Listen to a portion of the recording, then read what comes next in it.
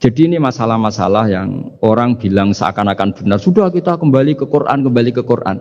Quran yang mana? Wong kamu tidak paham. Lama-lama tanyanya cetakan mana ini? Ribet kan? Karena Quran itu teks. Teks itu harus difahami ahlinya. Karena tapi ketika orang ngomong, ayo kita kembali kitabullah, kembali ke kitabullah, itu kembali yang apa? Terus tentang apa? Ketika konflik Ali dan Muawiyah, itu ada orang bilang, ya sudah, nahkum bi kitabillah. Sudah sekarang kita kembali ke kitabillah. Itu mereka megang mushaf. Mushaf ini yang saya pegang namanya mushaf. Seakan-akan itu benar karena orang Islam harus kembali kepada kitabullah. Pertanyaannya lalu fadharabal mushafa biyadihi. Sayyidina Ali nepuk mushaf ini keras sekali. Sal hadal mushaf kata Sayyidina Ali. Orang Khawarij bilang enggak ada Ali, enggak ada Muawiyah, yang ada adalah kitabullah, yaitu mushaf. Benar, secara zahir benar memang orang Islam harus kembali ke mushaf. Kalimat ini punya filosofi yang luar biasa. Tapi andekan ini ditafsirkan orang yang enggak ngerti Quran, enggak ngerti tafsir, enggak punya adzauqus salim, rasa yang baik, maka memang ya ngomong Quran harus ahlinya. Bismillahirrahmanirrahim. Rabbi shrah li sadri wa yassir li amri wahlul 'uqdatam min lisani. Allahumma sholli wa sallim ala habibika Mustafa Muhammadin wa ala alihi wa sahbihi asma'in. Nama ba'du. Yang kita hormati bersama Profesor Dr. Adi Wijaya selaku Rektor Telkom University. Di sini kita ditemani dan yang tentu kita hormati Habib Fikri Assegaf. Ada Bapak Kiki, ada beberapa teman tadi yang sudah disebutkan oleh moderator. Langsung saja sesuai tema bahwa kita akan menjadikan tauhid sebagai sumber inspirasi bangsa atau sumber kekokohan bangsa atau sumber ketahanan NKRI. Perlu dicatat bahwa di antara yang sering disabdakan oleh Rasulullah SAW adalah inna minal bayani la sikhron. Jadi penjelasan atau orasi atau argumentasi atau apa sajalah itu adalah bagian dari sihir. Sihir di sini maknanya itu sesuatu yang kayak hipnotis, tapi di sini dalam konteks positif. Dulu ketika periode Rasulullah Muhammad SAW itu pertarungan hak dan batil itu diolah pikir. Olah pikir yang diterjemahkan oleh artikulatif atau sistem verbal. Memang ini agak aneh. Jadi kalau mukjizatnya Nabi Musa itu fisik. Fisik itu misalnya melawan Fir'aun dengan kekuatan tongkat yang super dahsyat. Sehingga Laut Merah dipukul sama tongkatnya Fir'aun, kemudian tongkatnya Nabi Musa, kemudian bisa membelah jadi jalan, Fir'aun tenggelam. Begitu juga nabi-nabi yang lain ada kekuatan fisik yang bisa dilihat sebagai mukjizat. Tapi ketika Nabi Muhammad SAW jadi nabi itu pertarungannya itu ke sistem rasional. Dan yang enggak rasional itu dijelaskan dengan satu penjelasan yang seakan-akan rasional. Ini yang agak jelimet. Sehingga ada wala talbisul haqqan bil batil. Jangan menyampur adukkan hak dengan batil. Saya beri beberapa contoh kejadian. Suatu saat itu ada orang kafir datang ke Rasulullah SAW. Kemudian bertanya, ya Muhammad, jika kambing itu mati betul, yang tidak disembelih, bangkel. Itu yang mematikan siapa? Karena Nabi itu orangnya ummi itu lugu, ya yang mematikan Allah. Terus jawabannya si orang kafir tadi, agama kamu itu aneh. Yang dimatikan Allah langsung haram, tapi yang lewat tangan-tangan manusia yang berlumuran dosa halal katanya. Sehingga terus jadi logika yang kok iya ya gitu. Harusnya yang dimatikan Allah langsung kan orisinil gitu. Sehingga orang terus terbelalak, seakan-akan ini hebat ya. Dan resikonya Nabi Habib Fikri, resikonya itu enggak boleh fahisan mutafahisan. Corong Jawa Nabi ora oleh cangkem elek, itu resiko. Andai kan Nabi boleh cangkem elek enak, nak halal ya pangan kon. Kalau itu baik ya silahkan makan ya. Tapi masalahnya Nabi tidak boleh seperti itu. Andai kan tidak Nabi kan gampang, ya sudah kalau halal ya silahkan Makan. Masalahnya Nabi tidak boleh apa? Nggak boleh berbicara kasar, nggak boleh berbicara buruk. Terus ada lagi beberapa kejadian yang seperti itu, yaitu masyhur suatu saat Sayyidina Ali didatangi seorang kafir juga Yahudi. Ali, kakimu angkat satu, diangkat sama Sayyidina Ali. Angkat dua-duanya, ya tidak bisa. Gitu kok temanmu, maksudnya Nabi Muhammad mengklaim bisa naik langit, gitu aja kamu tidak bisa. Jadi selalu pakai olah kata. Yang ketiga misalnya Muhammad, kita ini punya urusan banyak, punya problem banyak. Dan Tuhan itu dianggap penyelesai problem, halul muskilat, yang bisa menyelesaikan problem. Pertanyaannya, kalau problem kita banyak, Tuhannya satu tidak cukup Muhammad. Kalau problemnya banyak, ya Tuhannya harus banyak. Sehingga ketika Nabi membawa tauhid, protes mereka, komplain mereka, aja'alal alihata ilahau wahida inna hadza la syai'un ujab. Masa Tuhan satu, wong problemnya banyak, urusannya banyak. Kalau urusannya banyak, itu hanya harus banyak. Nah, karena olah pikiran seperti ini, sebetulnya bukan olah pikiran ini, hakikatnya olah kata, karena ini tidak mewakili hakikat. Ya, saya ulang lagi, sebetulnya ini bukan olah pikiran atau olah akal atau olah kecerdasan, tapi olah kata, karena semua yang diomongkan ini tidak mewakili apa?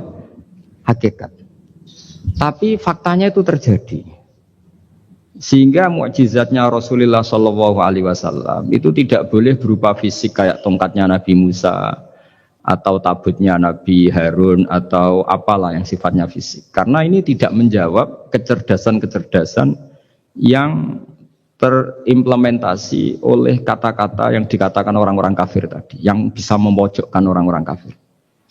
Akhirnya Nabi diwarisi kecerdasan, dikasih kecerdasan oleh Allah Ta'ala, yaitu yang dikatakan fatona. Dan mereka memang suka, mempermalukan Nabi itu suka. Misalnya Nabi, karena sebagai Nabi, beliau tahu betul bahwa semua itu biadillah, di tangan Allah. Itu Nabi pernah ngendikan, la adwa wala tiarota, tidak ada penyakit menular. Lalu ada orang Yahudi atau orang siapa saja, orang bodoh lah yang jelas ini. Ada unta yang kena penyakit gudik, kalau orang Jawa bilang gudik apa? Kalau orang itu agak apa? Kudis ini. Yang kena kudis ini dijejerkan sama yang waras. Ternyata yang waras sekarang jadi kudisan. Senang mereka karena bisa mempermalukan Nabi. Ya Muhammad, ini unta kena kudis. Ternyata yang waras tertular oleh yang kena kudis. Padahal kata kamu tidak ada penyakit apa? Menular. Itu problem-problem jadi Nabi di era Rasulullah SAW. Sehingga Quran datang dengan kecerdasan yang untuk menjawab itu. Makanya Nabi tidak pakai mukjizat fisik, tapi mukjizat logika. Akhirnya Nabi diajarin Allah lewat Jibril. Yang dikira mereka yakin kalau menang dalam debat. Tapi Nabi balik bertanya, faman a'dal awwala. Jadi terjemahnya, kalau ini kena kudis karena tertular yang ini, lalu ini tertular siapa? Yang pertama tadi. Wah itu asli mat dari Allah ya, maksud saya itu. Jadi dia ingin contoh yang kedua yang tertular, dengan itu berarti ada penyakit apa? Menular. Tapi Nabi tanyanya, faman a'dal awwala. Lalu yang pertama kena kudis itu tertular siapa? Makanya kalau sekarang misalnya corona menular itu yang pertamanya dari siapa itu? Tidak tahu itu, ya tidak perlu tahu, tidak bidang kamu. Jadi ini saya mau cerita. Jadi logika-logika yang dibangun orang kafir itu sebenarnya bukan logika, tapi olah kata. Dan orang kafir itu paling pintar, karena mereka itu penyair. Penyair itu kalau sekarang modern mungkin mirip-mirip jurnalis atau mirip apalah. Bisa mengubah apa saja. Apa yang sebetulnya baik dikesankan buruk atau sebaliknya. Sehingga ini menyusahkan karena Nabi harus ngendikan hakikat, harus mengatakan sesuatu yang nyata dengan bahasa yang benar. Sementara mereka mengatakan kebatilan dengan penjelasan yang baik. Ini ribet kan? Sehingga dalam banyak percekcokan ya, itu susah dicari jalan tengah karena sama-sama mirip, kebenaran ini sama-sama mirip. Jadi misalnya yang masyhur dalam satu peristiwa besar, konflik antara Sayyidina Ali dan Sayyidina Muawiyah. Itu konflik yang nggak bisa diedarkan, gara-gara kalimat, gara-gara kata-kata. Makanya sekeras-kerasnya pedang atau senjata itu masih keras apa? Kata-kata atau polemik lah atau apalah. Karena sekarang itu agak susah membahasakan. Ketika konflik Ali dan Muawiyah itu ada orang bilang, ya sudah, nahkum bi kitabillah. Sudah sekarang kita kembali ke kitabillah. Itu mereka megang mushaf. Mushaf ini yang saya pegang namanya mushaf. Seakan-akan itu benar karena orang Islam harus kembali kepada kitabullah. Pertanyaannya lalu Ali kata Ali, fadorobal mushafa biyadihi. Sayyidina Ali nepuk mushaf ini keras sekali. Sal hadal mushaf kata Sayyidina Ali. Kalau kita harus kembali ke Quran, coba tanya ini. Mushaf ini ya, mushaf seperti milik saya ini. Akhirnya orang-orang Khawarij bilang, innama huwa warokun wa madadun. Itu hanya kertas sama tulisan. Bagaimana mungkin kita bertanya? Pas itu adalah orang Khawarij itu orang yang nggak mau ngakui Ali, juga nggak mau ngakui Muawiyah. Dan Sayyidina Ali sama Sayyidina Muawiyah sudah sadar mau bikin mediator, mau bikin solusi jalan tengah. Jadi sebenarnya dua beliau itu orang baik. Gara-gara diprovokasi orang Khawarij, terus jadi bentrok.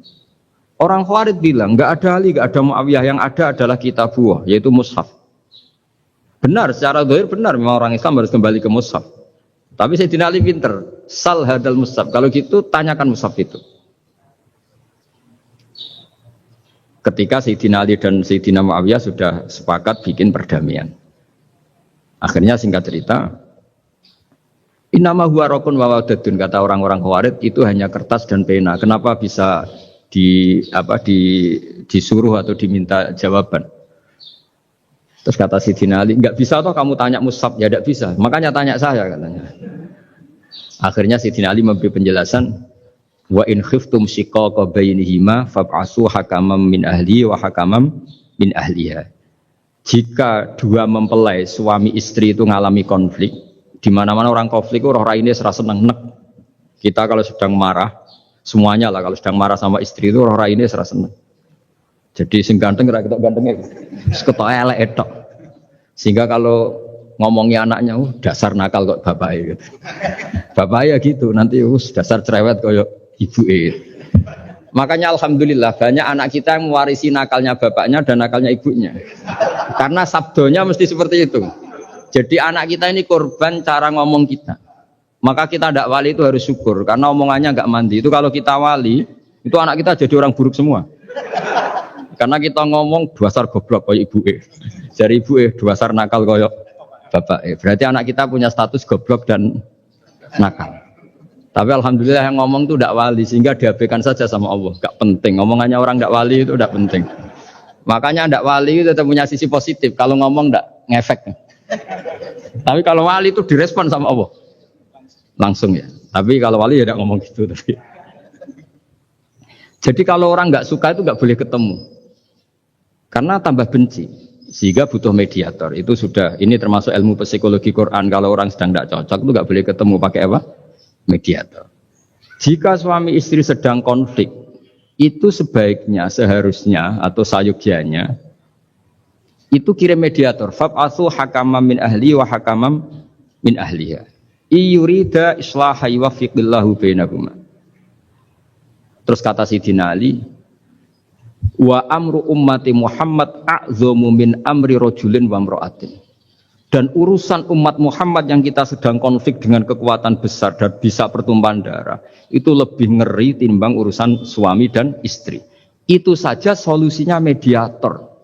Artinya sesepele itu urusan pribadi saja Allah menyuruh ada mediator. Apalagi urusan kita yang lebih dahsyat.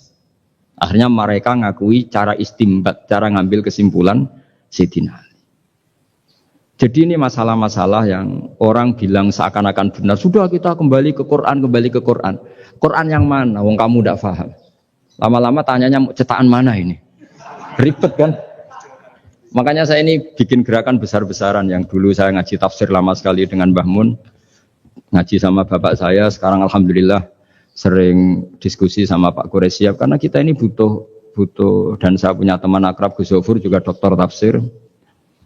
Ya kalau kamu ingin tak sebut ya punya teman kalian semua untuk mengkaji apa? Tafsir. Itu memang kita butuh. Karena Quran itu teks.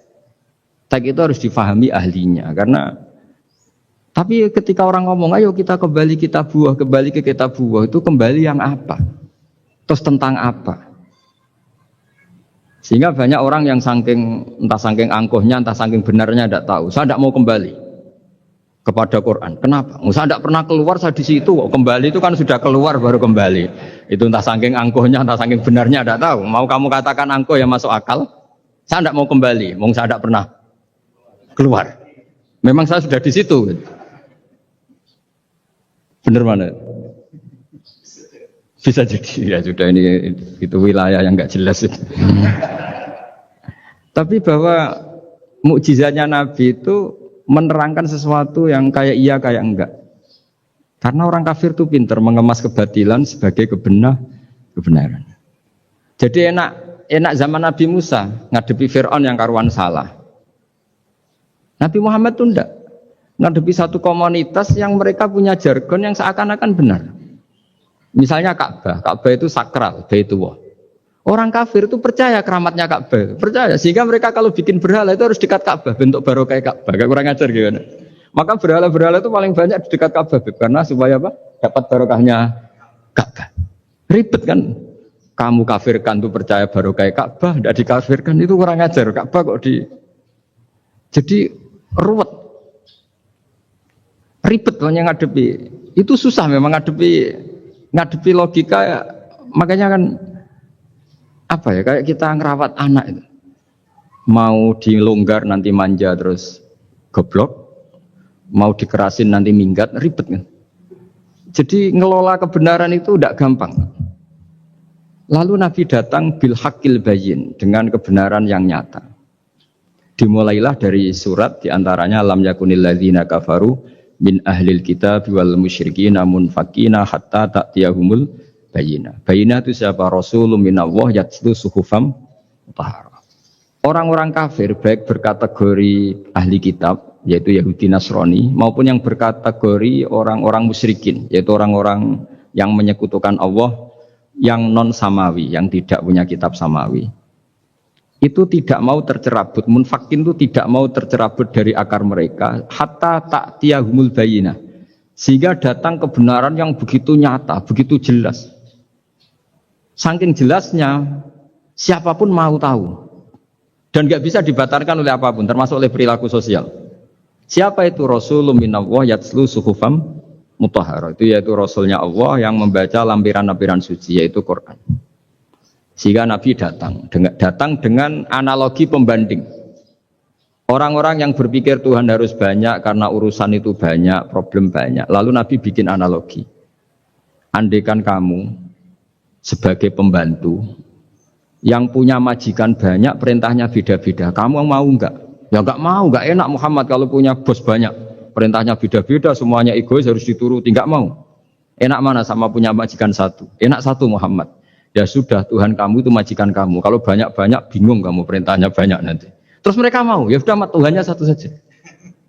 Jadi karena mereka mau tidak mau harus berpikir kalau Tuhan banyak berarti perintahnya banyak, memuaskan satu Tuhan dibenci Tuhan yang lain, memuaskan yang lain dibenci yang lainnya, pokoknya ribet. Hari ini minta dilayani, Tuhan yang satu minta dilayani, itu kan ribet. Jadi Nabi itu pakai logika yang gampang. Makanya ketika Allah menjelaskan itu, ngendikan Allah dorobawa masalar rojulan fihi syuraka umutasakisuna wa rojulan salamal dirojul hal yastawiyani masalah. Alhamdulillah Allah bikin satu perumpamaan, ada orang yang punya majikan banyak, yang satu punya majikan hanya satu. Hal yastawiyani masalah, nasibnya enak mana? Enak yang punya majikan satu, karena standarnya jelas, SOP-nya jelas. Akhirnya mereka sadar, oke, Muhammad Tuhannya satu saja. Lalu dalam pertanyaan-pertanyaan yang lain, misalnya tadi masalah Sayyidina Ali, masalah dibully lah kalau sekarang itu Nabi menjawab ya dengan rasional. Karena mau tidak mau. Karena Nabi tidak dibolehkan pakai mukjizat zaman itu. Untuk awal-awal jadi Nabi itu nggak boleh pakai mukjizat. Karena mukjizat itu punya sisi yang sangat-sangat fatal, yaitu kalau Allah sudah menurunkan mukjizat, itu sekali nggak diimanin itu harus ada azab. Nabi ingin umatnya itu nggak kena azab. Makanya ketika Allah Taala wa ma mana ana an nursila fil ayati illa an kadzdzaba bihal awwalun. Cara terjemahan bebasnya gini, Muhammad, saya tidak ngasih mukjizat kamu kayak Nabi Musa, kayak nabi-nabi sebelum kamu yang berupa fisik. Itu problemnya satu, sekali saya menurunkan mukjizat, tren umumnya ini didustakan. Ketika didustakan, saya punya alasan menyiksa, wong sudah tak perlihatkan sebegitu jelas kok tetap didustakan. Maka sekali saya menurunkan mukjizat, kata Allah, wa ma nursilu bil ayati illa takhwifa. Saya memberikan satu ayat itu hanya warning, hanya peringatan bahwa ini akan ada bahaya azab. Sehingga karena pilihannya itu Nabi milih gak ada mukjizat yang seperti nabi-nabi sebelumnya. Milih mukjizat yang ilmiah, yaitu Al-Quran yang kita warisi sampai sekarang. Alhamdulillah. Karena kata ulama-ulama, nah ini pentingnya penjelasan. Andaikan mukjizat kita itu hanya tongkat, maka hanya ada di museum. Kita lihat tongkatnya Nabi Musa mungkin klaimnya ada di Turki. Mukjizat tabut kita lihat lagi di mana lah tempat di museum apa. Tapi kalau mukjizatnya Al-Quran, itu umatnya Nabi akan merasakan nikmatnya ila yaumil kiamah. Misalnya kita dalam bersuami istri atau dalam berkeluarga atau dalam bermasyarakat. Itu Quran kalau nasihati kita gampang sekali. Misalnya wa ashiruhunna bil ma'ruf fa in karihtumuhunna fa asa an takrahu syai'a wa ja'alallahu fi khairan katsira. Sudahlah kalau sama istri itu yang baik. Jika ada watak istri yang kamu enggak suka, dalam ketidaksukaan kamu itu ada kebaikan yang banyak. Kamu enggak suka karena kalau istri kamu sering marah, kamu enggak suka. Sukanya yang senyum. Tapi kalau senyum terus sama orang lain juga senyum, ribet kan kamu. Jadi sudah anggap saja ada hikmahnya. Semua itu ada hikmahnya. Kalau istri kamu marah tidak kelihatan marahnya, dipendam, itu enggak ekspresif. Cara akting sinetron enggak masuk itu. Tapi kalau marah kelihatan marahnya itu ekspresif, itu kecerdasan itu, Pak. Bisa menumpahkan keinginan. Wah itu bagus ini. Jadi disuruh lihat sisi apa? Positif. Imam Syafi'i itu pernah ketemu seseorang yang di depan beliau cium tangan hormat. Suatu saat dikasih tahu sama santrinya yang lain, orang yang mencium kamu wahai Imam Syafi'i itu di belakang ngerasani kamu, bully kamu. Kata Imam Syafi'i, baguslah. Kenapa? Berarti saya wibawa, di depan saya tidak berani. Jadi enteng. Beliau dikasih tahu, tetangga kamu banyak yang benci engkau ya Imam Syafi'i. Baguslah, tidak akan utang saya. Justru yang kenal-kenal itu yang utang-utang itu. Jadi enteng terus. Jadi dunia ini dianggap gampang saja. Coba kalau istri kamu sedang rukun sama sedang marah itu murah mana? Murah marah. Kalau rukun minta ke mall bosnya. Jadi ulama dulu itu murah mana? Marah sama rukun. Kalau sedang harmonis minta kemana? Mahal kan? Kalau pas marah. Jadi ulama dulu itu lucu apa ya? Gampang sekali nanggapin sesuatu itu. Imam Abu Hanifah itu kalau ketemu yang utang beliau itu dia yang sembunyi karena malu. Kalau kita kan enggak yang sembunyi yang utang. Kalau Abu Hanifah enggak. Yang sembunyi itu Abu Hanifah. Kasihan dia malu kalau ketemu saya kan masih punya utang saya. Itu kalau kamu ingin jadi wali itu gitu. Kalau ketemu yang utang kamu yang lari. Itu bisa bank tutup karena yang lari yang ngutangin. Sangking. Dalam cerita-cerita wali itu unik-unik. Robi Adawiyah itu pernah kemalingan. Itu beliau sembunyi. Malingnya nyari apa dia sembunyi. Habis itu ditanya, kenapa engkau sembunyi? Sama lu sama malingnya. Karena rumah saya nggak ada yang bisa dimaling karena enggak punya apa-apa. Jadi ini kalau berpikir rasional kan ada Habib Fikri bahasa rasional. Ini tak latih berpikir yang agak rasional. Nah, Nabi itu diutus dalam kondisi masyarakat yang rasional. Sehingga repot. Dan yang tidak rasional itu punya kecakapan olah kata sehingga seakan-akan rasional. Makanya ada kalimat terkenal di kalangan ulama, kalimatu haqqin urida bihal batil. Omongannya benar, tapi maksudnya tidak benar. Kayak tadi, la hukma illa lillah. Tidak ada hukum kecuali yang ada di Quran. Tidak ada hukum kecuali yang diturunkan Allah. Pertanyaannya, apa itu? Ya Quran. Lah iya apa? Makanya kata Sidina Ali, ya sudah, sal hadal mushaf. Tanya mushaf kamu. Oh ya tidak bisa, itu kan hanya kertas sama tulisan. Makanya tanya ulama, kata Sidina Ali. Nah Quran itu bal huwa ayatum bayyinatun fi suduril ladzina utul ilmu. Quran itu begitu jelas sebagai solusi, tapi di hatinya orang yang punya ilmu. Sehingga kemudian lahir beberapa generasi tauhid. Yang paling masyhur dimulai tauhid itu yang masyhur ya, itu adalah ketika ada orang namanya Muhammad bin Jubair bin Mut'im. Itu bapaknya Muhammad ini namanya Jubair bin Mut'im. Itu dia orang kafir, masih kafir. Dia datang ke Madinah itu untuk negosiasi tawanan perang Badar. Dulu beberapa orang yang negosiasi sama Nabi itu ya nunggu di masjid. Singkat cerita, Nabi sholat maghrib baca surat Wattur wa kitabim mastur fi raqim mansur wal baitil ma'mur was saqfu fil marfu wal bahril masyur. Terus dia dengerin sampai Allah tanya, am khuliqu min ghairi syai'in. Kalau kamu tidak ngakui saya sebagai Tuhan, kata Allah, silahkan Anda berpikir bahwa alam raya ini dimulai dari ketiadaan. Atau kamu sendiri merasa sebagai pencipta alam raya ini, pencipta langit dan bumi. Itu namanya am khalaqus samawati wal ard. Itu orang itu disebut dahiyatul Arab, orang paling cerdas di Arab. Itu dia bingung. Dia selamanya kafir. Cara berpikir menuhankan berhala, Lata, Uzza, pokoknya menuhankan makhluk lah. Terus dia mikir, Muhammad ini kacau ya. Akal saya dihabisin, kata dia. Jadi cara berpikir dia pakai akal, dia tidak percaya mukjizatnya Quran, tapi dia bilang Muhammad ini kacau, akal saya dihabisin. Akhirnya Nabi setelah salam dia menyatakan Islam. Karena kata dia, Muhammad, akal saya habis oleh apa yang kamu baca. Nah ini saya mau menerangkan tauhid sebagai inspirasi, yaitu logikanya gini, langit bumi ini kan wujud itu punya eksistensi. Kalau langit bumi ini wujud, alam raya ini nyata, lalu kamu mengatakan sebelum alam raya ini ketiadaan, berarti ada satu kesimpulan, ketiadaan menciptakan yang ada. Itu malah gendeng bareng. Dan logikanya kan nggak kena, al-adamu yakhluqu maujudan, sesuatu yang nggak ada menyebabkan atau menjadikan sesuatu yang ada. Akhirnya, padahal pertanyaannya tadi gitu, ya sudah kalau kamu nggak percaya saya sebagai Tuhan, sebagai pencipta awal, sudah ada usah Tuhan-Tuhanan. Tapi ya mari goblok bareng dengan mengatakan bahwa alam yang ada ini diciptakan oleh sesuatu yang tidak ada. Dari Juber, saya tidak mau goblok Muhammad, sudah iman saja saya, karena saya tidak mau goblok. Jadi agama ini datang dengan keceriaan berpikir. Sehingga Ibnu Hajar al-Asqalani mengatakan hadatin ja'a bil iltizat al-aqli. Agama ini datang dengan kenyamanan berpikir.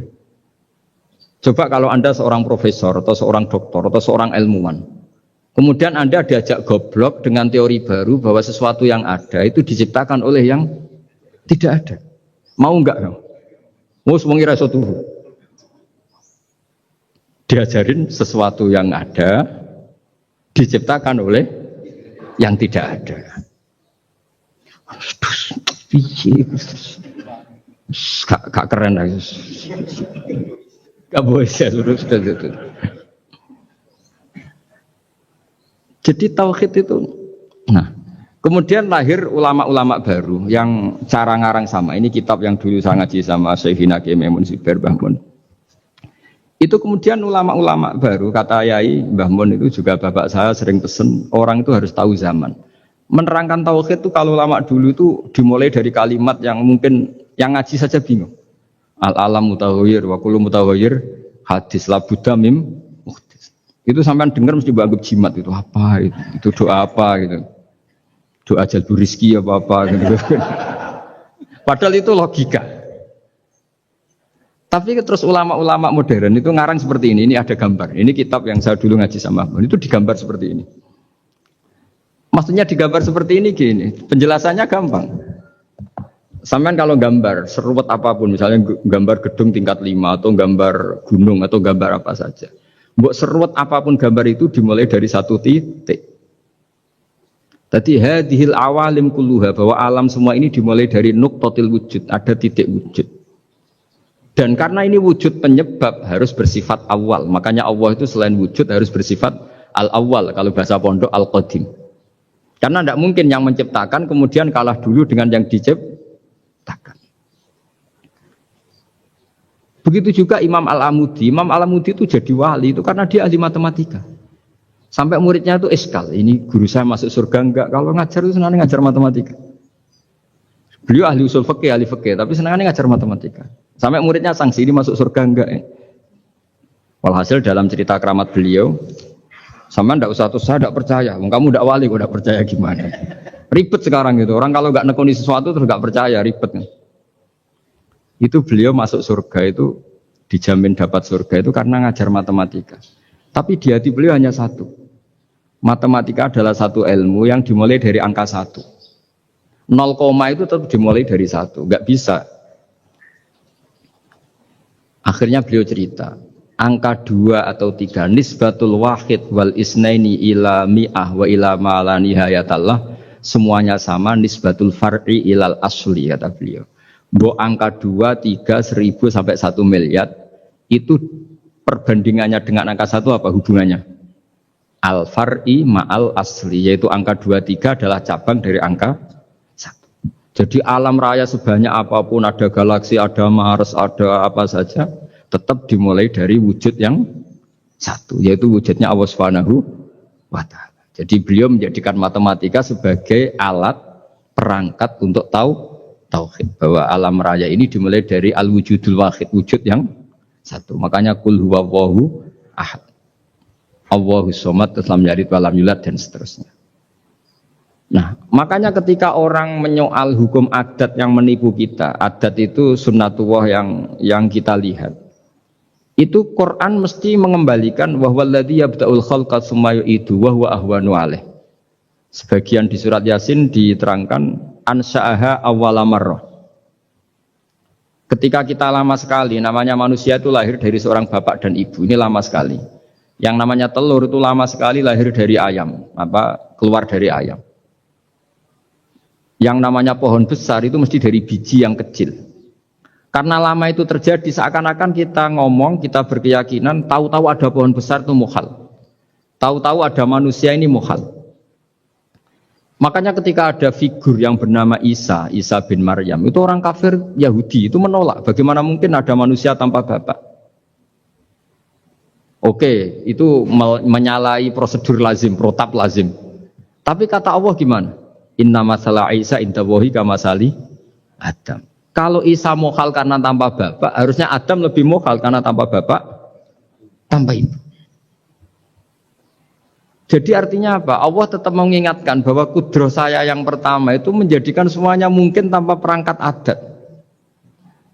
Maka kitab ini yang saya baca ini, milik Said Husain Afandi ini, itu menjelaskan bahwa hukum adat itu menipu. Saya ulang lagi, hukum adat itu menipu. Ketika ayam mengeluarkan telur, telur kemudian menjadi ayam lagi. Terus kita berdebat, telur sama ayam dulu mana? Menurut Anda milih mana? Milih apa? Telur. Kalau ini, yang kubu sebelah ini, ayam apa telur? Telur. Ayam. Ayam lahir dari. Nah, pertanyaannya begini kalau menurut tauhid. Ketika lazim kalau telur itu nanti suatu saat jadi ayam, terus ayam kemudian lazim mengeluarkan telur. Ketika Anda mengatakan mungkin kontribusi Anda terhadap kemungkinan itu apa? Kan sama, Anda tidak ikut menciptakan. Wong nggak ikut menciptakan kok menvonis mungkin dan tidak mungkin. Kamu itu hanya saksi. Makanya pertanyaannya Allah, loh ketika itu kamu anggap mungkin, kontribusi Anda itu apa? Kan hanya melihat. Kamu sendiri tetap tidak mampu bikin telur, Anda juga tidak mampu bikin ayam. Artinya meskipun telur jadi ayam, ayam jadi telur sampai kiamat, tetap ada kontribusi kudrohnya Allah Subhanahu wa ta'ala. Bukan berarti berdiri sendiri, wong kamu yang bilang mungkin ya nyatanya enggak berkontribusi. Sehingga kalau suatu saat Allah bikin telur dari batu atau ayam keluar dari batu, bagi Allah itu enggak masalah. Tapi bagi kamu masalah. Bagaimana mungkin hewan keluar dari batu? Ini logikanya gimana? Loh memangnya ketika telur dari ayam itu logika kamu gimana coba? Kamu ikut bikin enggak? Nah ini di sini pentingnya mukjizat. Akhirnya Allah bikin mukjizat, ada satu onta besar keluar dari batu, yaitu mukjizat Nabi So. Kamu memasalahkan, ini gimana unta kok keluar dari batu? Lalu kalau Allah tanya kamu, gimana telur keluar dari ayam? Loh, ini biasa Gusti mungkin, memangnya kamu bisa? Berarti bagi orang yang tauhid, yang wali, keluarnya ayam dari telur sama unta dari batu itu nisbatnya sama. Sama-sama semuanya di luar kontribusi kita. Kenapa yang satu kamu katakan mungkin, yang satu kamu katakan tidak mungkin? Toh kamu sama-sama tidak terlibat. Itu cara berpikir tauhid. Artinya apa? Orang-orang wali atau orang-orang alim meskipun melihat telur keluar dari ayam tiap hari tetap subhanallah, subhanallah, Allahu Akbar. Karena ini keajaiban. Tapi kamu kan enggak taunya ajaib itu yang aneh-aneh itu. Makanya banyak cari kiai aneh yang gondrong, yang enggak pernah mandi gara-gara kamu itu suka aneh itu gara-gara. Dong ini ya. Dong itu tahu ya. Jadi mbok sesering apapun alam raya ini ada siklusnya. Biji jadi pohon, pohon kemudian mengeluarkan buah-buah ada biji. Semuanya yang berkontribusi hanya kudrohnya Allah Ta'ala. Tidak mengikat Allah. Allah bisa bikin tanpa itu semua. Makanya Allah selalu memperbarui mukjizatnya. Termasuk ada onta besar keluar dari batu. Yaitu mukjizatnya Nabi Soleh. Kamu gak boleh menyoal ini mukhal. Mukhal gimana? Karena itu gak mungkin. Ukuran gak mungkin apa? Kamu gak bisa bikin kan? Sama telur keluar dari ayam kamu bisa bikin. Sama-sama enggak. Nah di sini pentingnya ngaji ya. Makanya Allah ngendikan innallaha la yastahyi ayyadriba masalam ma ba'udatan fama fawqa. Allah itu tidak malu bikin contoh nyamuk. Karena nyamuk ini mukjizat yang besar. Sudah hewannya kecil, di situ ada ususnya. Ususnya ada uratnya. Coba kalau kamu bikin nyamuk. Kalau yang santri agak nakal itu ya ada alat kelaminnya, ada uratnya. Coba jenengan bayangkan nyamuk kecil kan? Itu ada uratnya enggak? Ada ususnya ada uratnya. Uratnya ada bakterinya. Pusing kan kamu? Jadi sebetulnya ayat Allah yang dasar itu bukan dinosaurus tapi nyamuk. Bikin uratnya dinosaurus masih gampang, hewannya besar paling uratnya segini. Itu pesan di Juwana bisa lah. Tapi kalau pesen organnya apa? Nyamuk. Perutnya seberapa? Sudah gitu dia di dalamnya ada calon anaknya. Lebih kecil, banyak lagi jumlahnya. Coba. Nah ini agama ini datang dengan akal. Jadi kelihatan ada mukjizatnya Quran karena menyontohkan nyamuk. Dan kelihatan mukjizat kalau dijelaskan pakai logika. Yaitu kayak apa susahnya bikin nyamuk. Sudah kecil, ada organnya, organnya ada uratnya, uratnya ada kumannya, kumannya ada uratnya. Pusing enggak? Makanya tidak ada kampus yang siap memaklumatkan diri sanggup bikin nyamuk. Karena ya enggak sanggup tadi. Lah itu mukjizatnya Quran. Jadi agama ini ketika ulama-ulama ja'a bil iltizazil aqli. Agama ini datang dengan kenyamanan berpikir. Makanya kita nanti kalau mau mati itu yang seneng saja. Kita tidak tahu caranya hidup, tahu-tahu lahir, tahu-tahu hidup, tahu-tahu punya hutang, tahu-tahu banyak masalah, tidak tahu kita. Nanti kalau mati juga gitu, nggak ingin mati, tahu-tahu mati. Nanti nggak tahu bangkit. Makanya sudah alaiha nahya wa alaiha namut wa biha nufasu insyaallah taala minal. Makanya kata Sidina Ali kalau ada orang susah hidup, kamu lahir keinginan kamu apa keinginan Allah? Ya keinginan Allah. Kamu mati, misalnya orang frustasi ingin mati ya tidak bisa mati. Kalau Allah tidak menghendaki ya tidak mati. Ya sudah, zaman kita hidup ya tidak bisa mengelola kehidupan ini ya sudah. Kalau mati juga tidak bisa mengelola kematian ini. Makanya terus kita diajarkan inna sholati wa nusuki wa mahyaya wa mamati lillahi rabbil alamin. Berhubung kita tidak tahu ya sudah hidup kita, mati kita semua di tangan Allah. Sudah kita pasrah saja. Senais jamnya mati aja, serasa pamit, sudah mati aja, sudah gak ribet. Makanya wali-wali itu ya biasa ngelihat kematian itu, bukan karena yakin pasti masuk surga ya enggak. Kata wali-wali itu di dunia itu hanya Allah yang ngurusi kita ya Allah, nanti di akhirat ya sama. Itu tauhid ya. Jadi saya ulang lagi ya, jangan terjebak hukum adat. Karena dalam hukum adat itu sebenarnya Anda tidak aktor tapi hanya saksi. Yang namanya telur keluar dari ayam, ayam mengeluarkan telur. Tapi sebetulnya ini tidak mengikat. Allah bisa saja bikin hewan dari yang lain. Kayak tadi mengeluarkan untanya Nabi Soleh dari batu yang apa? Besar. Wah itu mohal, bagaimana mungkin? Nah memangnya ayam jadi telur, telur jadi ayam, Anda ikut berkontribusi kan enggak? Andai kan Anda menyaksikan kudrohnya Allah Ta'ala di semua kejadian, yaitu Allah bisa bikin nyamuk, nyamuk ada organnya, organnya ada uratnya. Dengan reputasi seperti ini, maka kita akan mensifati Allah, innahu ala kulli syai'in qadir, bahwa Allah bisa melakukan apa saja. Wa huwa ala kulli syai'in qadir, diulang-ulang. Sama Indonesia yang sekarang seperti ini, yang kata orang ada yang bilang terbelakang, ada yang bilang tertinggal dari Eropa. Mungkin dalam kudrat Allah untuk bikin Indonesia lebih makmur dari sekarang, bisa mengalahkan negara-negara yang lain. Jadi kalau kamu ingin, tapi Indonesia banyak masalah gini-gini, bagi Allah mudah saja menyelesaikan masalah.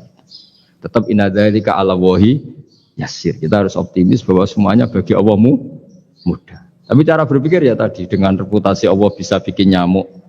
Dan nyamuk sulitnya di mana ya tadi, sudah kecil, punya organ, organnya punya urat, uratnya punya bakteri, bakterinya punya organ, organnya bakteri, mungkin ada bakteri lagi. Pusing kan? Ya jangan, nggak usah dipikir kalau pusing. Ya jadi terus yang terakhir, saya mohon kalau baca Quran sebisa kita ada yang diangen-angen. Jadi Allah kalau mendorong kita mengakui eksistensinya Allah, Allah sering ngendikan yang mudah-mudah. Misalnya, saya ini yang menciptakan kamu, saya yang menciptakan kamu. Falau la tusaddiqun, sudahlah, saya ini nahnu khalaqnakum. Saya ini pencipta kalian, mbok yao. Hubungan kamu itu dengan saya, urusan kamu terdekat itu dengan saya, kata Allah, bukan dengan yang lain. Karena saya yang menciptakan kamu, kata Allah. Tapi kita ini aneh, jadi manusia itu aneh. Dengan zat yang menciptakan kita tidak punya urusan, dengan yang tidak terkait dengan kita punya urusan. Itu kan aneh. Dan Allah kalau menerangkan itu gampang. Terus bagi manusia yang kumo luhur, yang angkuh, seakan-akan bisa menentukan segalanya. Falaula in kuntum ghairu madinin tarji'unaha in kuntum shadiqin. Kalau kamu orang hebat, mbok ya, ketika nyawa kamu mau keluar tuh kamu tahan supaya kamu enggak jadi mati. Enggak keren kan orang hebat kok mati katanya. Kamu sombongnya kayak gitu, seakan-akan bisa ngatur dunia, menaklukkan dunia, ternyata kamu mati. Harusnya enggak usah mati dong. Kata Allah, falaula in kuntum ghairu madinin tarji'unaha in kuntum shadiqin. Makanya falaula idza balaghatil khulqum wa antum khina idzin tangdur. Mbok ya orang-orang yang keren, yang merasa hebat, yang biasa ngatur dunia, mbok ya ketika mati itu jangan mau. Ya ini sensitif wilayah. Ya saya kira demikian ya, semoga lewat ngaji ini kita kembali ke tauhid yang benar lewat penjelasan-penjelasan yang akli, yang rasional. Saya pastikan agama ini datang dengan al-iltizatul akli, kenyamanan berpikir. Kayak apa susahnya kita dengan jadi ateis? Karena harus punya rumus bahwa yang ada diciptakan oleh yang tidak ada. Itu kan jadi aneh.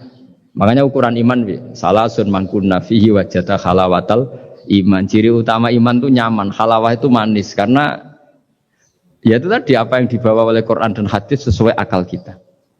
Maka masyhur di kalangan para ulama ada pepatah, laulam yakun maja'a bihi Muhammadun dinan lakana fi aqlin nasi hasanan. Kalau saja Muhammad tidak maklumatkan kalau ini agama, akal pun akan setuju bahwa yang dibawa itu hal yang luar biasa.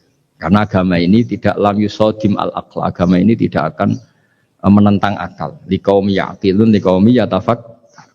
Kalau ada orang bilang akal saya itu menolak faham agama, itu akalnya yang perlu dicek.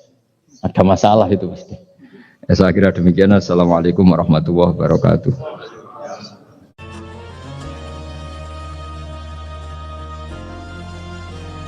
Assalamualaikum warahmatullahi wabarakatuh. Teman-teman yang dirahmati Allah Azza wa Jalla, slogan kembali ke Al-Quran dan hadis terdengar sangat mulia. Tidak ada satupun muslim yang beriman kecuali ia meyakini bahwa Al-Quran dan hadis adalah sumber utama agama Islam. Bahkan, keimanan seseorang belum sempurna tanpa meyakini keduanya. Namun persoalannya bukan pada substansi, melainkan pada cara memahami dan menerapkannya. Dalam sejarah Islam, slogan ini tidak selalu membawa kebaikan. Bahkan, dalam banyak fase sejarah, ia justru menjadi pintu masuk penyimpangan, perpecahan, radikalisme, dan pengingkaran terhadap tradisi keilmuan Islam. Video ini bukan untuk menolak Al-Quran dan hadis, nauzubillah, melainkan mengkritik sloganisme kosong yang mengabaikan metodologi, sanad keilmuan dan warisan ulama. Allah Azza wa Jalla berfirman, dan kami turunkan kepadamu Al-Quran agar engkau menjelaskan kepada manusia apa yang telah diturunkan kepada mereka. Al-Quran Surat An-Nahl ayat 44. Ayat ini menegaskan bahwa Al-Quran tidak berdiri sendiri. Ia membutuhkan penjelasan, pemahaman, dan penafsiran. Penjelasan itu datang dari Rasulullah SAW, dan setelah beliau wafat, diteruskan oleh para sahabat, tabi'in, tabi'ut tabi'in, dan para ulama. Rasulullah SAW bersabda, barang siapa yang Allah kehendaki kebaikan baginya, maka Allah pahamkan ia tentang agama. Hadis riwayat Imam Bukhari dan Muslim. Hadis ini menunjukkan bahwa memahami agama adalah anugerah, bukan sekadar membaca teks. Dalam sejarah Islam, kaum Khawarij tercatat sebagai kelompok pertama yang menjadikan slogan kembali kepada Al-Quran sebagai alat legitimasi penyimpangan. Mereka muncul pada masa kekhalifahan Ali bin Abi Thalib radhiyallahu anhu, tepatnya setelah peristiwa tahkim arbitrase dalam Perang Siffin antara pasukan Ali dan Muawiyah, ketika Sayyidina Ali menerima tahkim sebagai jalan menghindari pertumpahan darah sesama muslim. Sebagian pengikutnya keluar dari barisan dan berteriak lantang, La hukma illa lillah, tidak ada hukum kecuali milik Allah. Secara lafaz, kalimat ini benar dan bersumber dari Al-Quran, Al-Quran Surat Yusuf ayat 40. Namun persoalannya bukan pada bunyi ayat, melainkan pada cara memahaminya. Mereka memahami ayat tersebut secara kaku dan literal, tanpa memperhatikan konteks, maqasid syariah, dan praktik Rasulullah SAW sendiri yang pernah menunjuk para sahabat sebagai hakim dalam berbagai perkara. Ali bin Abi Thalib radhiyallahu anhu, seorang sahabat besar yang paling memahami Al-Quran, menanggapi slogan itu dengan kalimat yang sangat tajam dan visioner, kalimat yang benar, namun dimaksudkan untuk kebatilan. Ucapan ini menunjukkan bahwa kebenaran teks tidak otomatis menjamin kebenaran makna jika dipahami tanpa ilmu dan hikmah. Khawarij menjadikan Al-Quran bukan sebagai petunjuk, melainkan sebagai senjata ideologis untuk membenarkan hawa nafsu dan fanatisme mereka. Rasulullah SAW telah jauh hari memperingatkan bahaya kelompok ini. Dalam hadis sahih, beliau bersabda, mereka membaca Al-Quran tetapi tidak melewati tenggorokan mereka. Hadis riwayat Imam Bukhari dan Muslim. Maknanya, bacaan Al-Quran mereka hanya berhenti pada lisan, tidak menembus hati, akal, dan pemahaman yang lurus. Mereka rajin ibadah, tekun membaca Al-Quran, bahkan sebagian besar adalah ahli tahajud dan puasa. Namun, kesalahan metodologi menjadikan ibadah mereka tidak melahirkan hikmah, kasih sayang, dan keadilan. Akibat pemahaman literal ini, Khawarij melakukan dosa besar, mengkafirkan Ali bin Abi Thalib, sahabat mulia dan khalifah sah, menghalalkan darah kaum muslimin, sementara membiarkan orang kafir, memecah persatuan umat dengan menganggap diri mereka paling Qur'ani. Ironisnya, semua itu mereka lakukan atas nama Al-Quran. Imam Ibnu Taimiyah rahimahullah berkata tentang Khawarij, mereka adalah orang-orang yang pertama kali mengkafirkan kaum muslimin dan menghalalkan darah mereka dengan syubhat penafsiran Al-Quran. Dari sini kita belajar bahwa bahaya terbesar bukanlah meninggalkan Al-Quran, melainkan membacanya tanpa bimbingan ilmu dan ulama. Khawarij tidak kekurangan dalil, tetapi mereka kekurangan pemahaman yang lurus, adab, dan metodologi. Maka kisah Khawarij menjadi pelajaran abadi bahwa Al-Quran yang dipisahkan dari pemahaman para sahabat dan ulama dapat berubah dari petunjuk menjadi alat kehancuran. Memasuki abad pertengahan dalam sejarah Islam, seiring meluasnya wilayah kekuasaan Muslim dan beragamnya latar belakang umat, lahirlah kebutuhan besar akan standarisasi pemahaman hukum Islam. Dari kebutuhan inilah muncul mazhab fikih yang dikenal hingga hari ini. Namun ironisnya, pada fase sejarah berikutnya, justru muncul kelompok-kelompok yang menyerukan, tinggalkan mazhab, cukup Al-Quran dan hadis. Slogan ini sekilas tampak religius dan membangkitkan semangat kemurnian Islam. Namun jika ditelusuri lebih dalam, seruan ini mengandung kesalahan epistemologis yang serius. Ia mengasumsikan bahwa mazhab adalah penghalang antara umat dengan Al-Quran dan hadis, padahal faktanya mazhab adalah jembatan, bukan tembok. Mazhab fikih bukanlah agama baru, bukan pula kitab tandingan Al-Quran dan hadis. Mazhab adalah akumulasi ijtihad ulama besar yang menghabiskan seluruh hidup mereka untuk meneliti dalil, menimbang sanad, memahami bahasa Arab, mengetahui sebab turun ayat atau asbabun nuzul, konteks hadis atau asbabul wurud, serta menguasai kaidah usul fikih. Tanpa perangkat ilmu ini, memahami teks wahyu hanya akan menghasilkan kesimpulan yang dangkal dan sering keliru. 4 imam mazhab, Imam Abu Hanifah, Imam Malik, Imam Syafi'i, dan Imam Ahmad bin Hambal tidak pernah sekalipun mengajak umat meninggalkan Al-Quran dan hadis. Justru, mereka adalah pembela paling gigih sunnah Nabi SAW pada zamannya.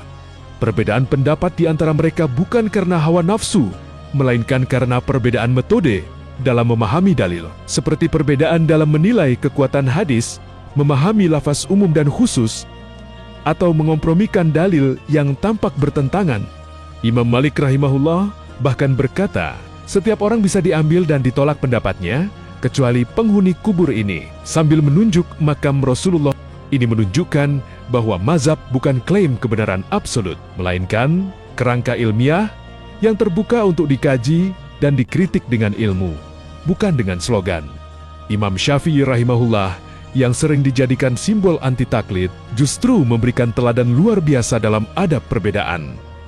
Ucapannya yang masyhur, pendapatku benar, tetapi mungkin salah, dan pendapat orang lain salah, tetapi mungkin benar, adalah puncak dari kerendahan hati ilmiah. Ia tidak mengajak umat untuk berfatwa sendiri, tetapi mengajarkan bahwa kebenaran fikih selalu berputar dalam wilayah ijtihad manusia yang terbatas. Gerakan anti-mazhab pada akhirnya melahirkan paradoks. Mereka menolak taklid kepada imam mazhab, tetapi tanpa sadar bertaklid kepada pemahaman pribadi atau tokoh kontemporer yang tidak memiliki kedalaman ilmu setara para imam terdahulu. Ini bukan pembebasan dari taklid, melainkan perpindahan taklid dari ulama besar ke figur yang lebih dangkal ilmunya.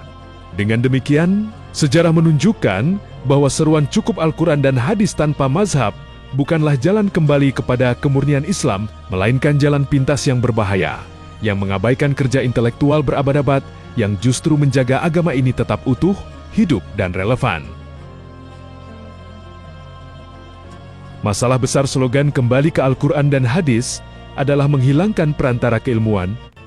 Ulama membangun ilmu seperti usul fikih, ilmu tafsir, ilmu hadis, sanad, matan, jar wa takdil, kawahid fikih. Tanpa ilmu ini, seseorang hanya membaca teks, bukan memahami maksud syariat. Imam Malik rahimahullah berkata, barang siapa berfatwa tanpa ilmu, maka dosanya lebih besar daripada pahalanya.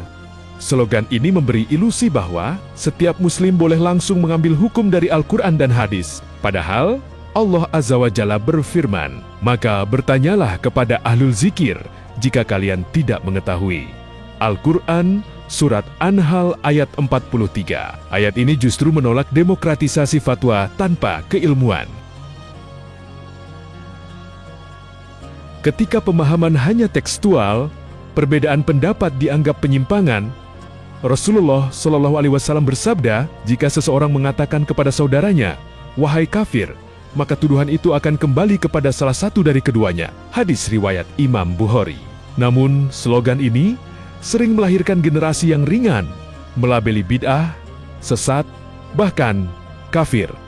Banyak kelompok ekstrem lahir dari pemahaman literal, menghalalkan darah, menganggap negara muslim sebagai togut, menolak otoritas ulama.